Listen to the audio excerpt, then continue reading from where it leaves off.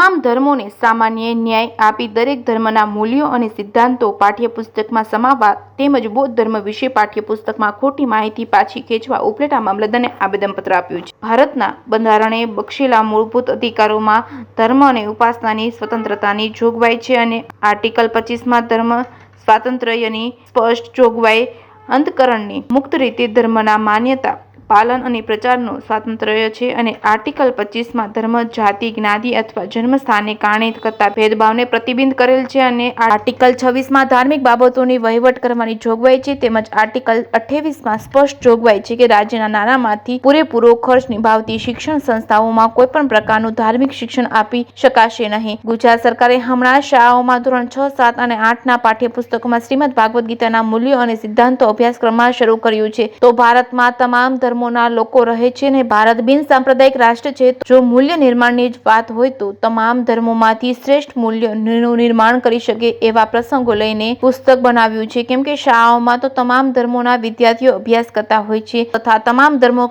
જેવા કે બૌદ્ધ, શીખ, ઇસ્લામ તેમજ પારસી, જૈન વગેરે યોગ્ય ન્યાય મળવો જોઈએ નહીં કે એક હિન્દુ ધર્મને આ યોજના જો આખા રાષ્ટ્રમાં લાગુ પડે તો આવનારા દિવસોમાં અન્ય ધર્મ ઉપર ખતરો ઊભો થઈ શકે છે. આમાંથી ધર્મજનોને કે કટ્ટરપંથી લોકો જન્મે છે અને અન્ય ધર્મો ઉપર હુમલાઓ કરી શકે તેમ છે. તો આ પુસ્તક પર ખેંચી સર્વ ધર્મના પુસ્તકો, ખ્રિસ્તી ધર્મનું બાઇબલ તેમજ શીખ ધર્મનું ગુરુ ગ્રંથ તેમજ બૌદ્ધ ધર્મનું ત્રિપિટક તેમજ પારસી ધર્મનું જનદ અવેશા તેમજ મુસ્લિમ ધર્મનું કુરાન તેમજ જૈન ધર્મનું જૈન આગમોમાંથી મૂલ્યો અને સિદ્ધાંતો સામેલ કરી પુસ્તક ભણાવવામાં આવે છે તેમજ ધોરણ 12 સમાજ શાસ્ત્રના પાઠ્યપુસ્તકોમાં બૌદ્ધ ધર્મ વિશે ખોટી માહિતીઓ આપી છે. આ ધર્મના લોકોની લાગણી દુભાય તે હોય અને આક્રોશને લઈને આજે સ્વયં સૈનિક દળ દ્વારા ઉપલેટા મામલતદારને આવેદનપત્ર આપી ભારતની એકતા જળવાઈ રહે તેમ અભ્યાસ અને પાઠ્યપુસ્તકો લેવા સરકાર સમક્ષ રજૂઆતો કરાઈ છે.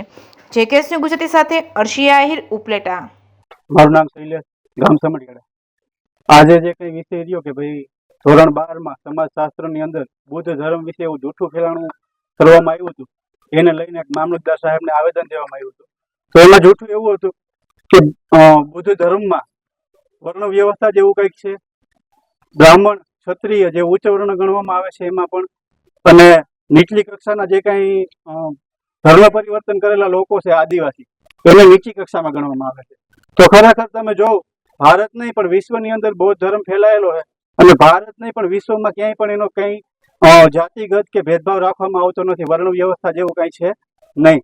તો આવું પુસ્તક રહ્યું તો તમે ભારતની અંદર જોઈ શકો છો કે ભાઈ જાતિગત ભેદભાવ કેમાં થાય છે, વર્ણો કેમાં છે, આ બધાને ખબર છે. તો ખરેખર આવું જે કઈ જૂઠાણું રહ્યું એ ન ફેલાવવું જોઈએ. બૌદ્ધ ધર્મમાં કોઈ વર્ણ વ્યવસ્થા નથી, કોઈ જાતિવાદ નથી. અને 6, 7 અને 8ની અંદર જે ગીતાનો પુસ્તકમાં અભ્યાસ મૂક્યો હોય તો આ અભ્યાસથી ને ક્યાંક ભારતની એકતા અને અખંડતાને તોડવામાં પ્રયાસ કરવામાં આવે છે. ભારત છે બિન સાંપ્રદાયિક દેશ છે જેની અંદર દરેક ધર્મના લોકો રહે છે અને દરેક ધર્મના લોકો, ભારત દેશની તાકાત એ કંઈક આવી જ છે કે વિવિધતામાં એકતા. ખરેખર આ એકતાને તોડવાનું કામ કરવામાં આવે છે અને જો આ પુસ્તકોને પાછા નહીં ખેંચવામાં આવે અને બૌદ્ધ ધર્મનો જે કંઈ ખોટો જૂઠો ફેલાણો કર્યો છે આને રોકવામાં નહીં આવે અથવા આમાં કઈ ફેરફાર કરવામાં નહીં આવે તો આવનારા દિવસોમાં એક ઉગ્ર આંદોલન થાય અને આ ઉગ્ર આંદોલનનો તમામ જવાબદારીઓ શાસન અને પ્રશાસન હશે. જય ભીમ, નમો બુદ્ધાય, જય સંવિધાન, જય જવાહર, જય મોરબી. જય ભીમ, નમો બુદ્ધાય, જય સંવિધાન.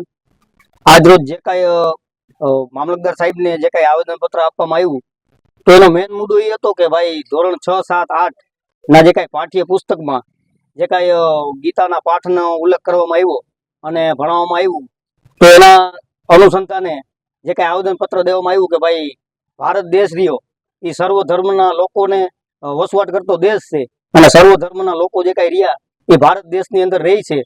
તો ભારત દેશનું જે કાંઈ બંધારણ રહ્યું, ભારત દેશનું જે કાંઈ સંવિધાન રહ્યું એ સર્વ ધર્મના લોકોને પોતાના ધર્મની છૂટછાટ આપે છે, પોતાનો ધર્મ પાળવાની અને પોતાના ધર્મમાં રહેવાની અને એનો પ્રચાર પ્રસાર કરવાનો અધિકાર આપે છે. તો જે કાંઈ આ ઉલ્લેખ કરવામાં આવ્યો કે ભાઈ એક ગીતાનો પાઠ હિન્દુ ધર્મનો જે કાંઈ ગ્રંથ રહ્યો એ ભણાવવામાં આવે, ચોક્કસપણે એક જ ગ્રંથ ભણાવવામાં આવે તો જે કાંઈ તમામ જે કાંઈ ધર્મના બાળકો રહ્યા એની અંદર એકની જ વિચારધારા મગજમાં ઉતરે તો ક્યાંક ને ક્યાંક જે કાંઈ બાળક રહ્યું એ આગળના સમયમાં કોઈ એક ધર્મથી પ્રેમી થાય અને બીજા ધર્મનો વિરોધી થાય. તો આવું ના બને એના માટે અમે જે કઈ આવેદન પત્ર આપ્યું તો એ સાહેબને એવી અપીલ કરવામાં આવી છે કે ભાઈ તમારે જે કઈ પાઠ્ય પુસ્તકનો જે કઈ ઉલ્લેખ કરવામાં આવ્યો આ 3 ધોરણમાં તો એ પાછો ખેંચવામાં આવે.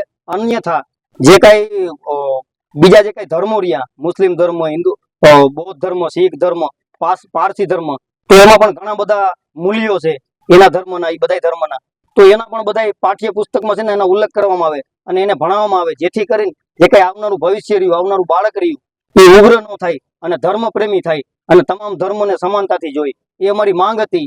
એ માંગને લઈ અને આજે અમે મામલતદાર સાહેબને આવેદન પત્ર આપ્યું. જય